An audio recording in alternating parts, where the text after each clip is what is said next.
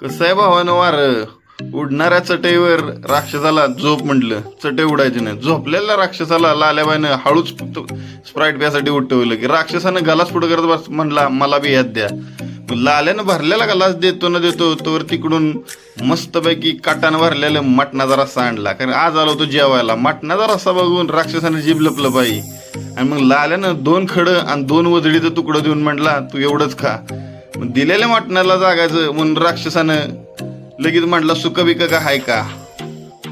एवढूशा मटणाव पोट भरणार म्हणून राक्षस म्हटला मला पातेल्यातलं सगळं 1.25 किलो चिकन मला या पात्रावळीत वाढायचं. लाल्याबाईनं चिकन देऊन आपल्याला मसाला ठेवायचा प्लॅन केला का तर राक्षसाची भूक जास्त आहे. राक्षसाची भूक भागवायला 1.25 किलो मटणाची पात्रावळी भरली आणि राक्षसानं पहिलाच पीस घेतला आणि म्हणायला लागला टेस्ट एक नंबर आहे.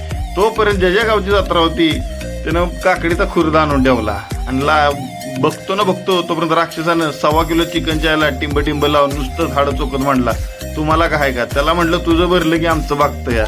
मग काय भावग बसतोय तेवढ्यात ज्याची जत्रा होती त्यानं परत म्हटला भाकरी देऊ का. दिलेल्या भाकरी एकट्याच राक्षसानं ताट भरून घेतल्या. म्हटलं एवढ्याच बास, एवढ्यात काय व्हायचं माझं. त्याला म्हटलं लोकांच्या दारात आलाय, पोटाला लागतंय तेवढंच खा, हॉटेलमध्ये नाही. मग व्हेजवाल्याचा आमरसाकडे डोळा करत म्हटला मला आमरस आहे का. तो म्हटला एवढंच खा, आमरस आमचा संपलाय.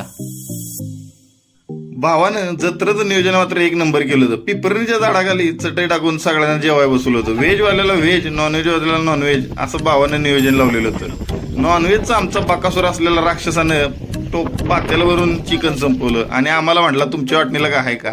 आम्ही म्हटलं तू खाल्लं तरी आमचं पोट भरतंय आणि आम्ही बसलो. हा निसर्गाचा आनंद घेत आम्ही शांतपणे जेवण केलं आणि भावाची यात्रा एकदम सक्सेसफुली पार पाडली.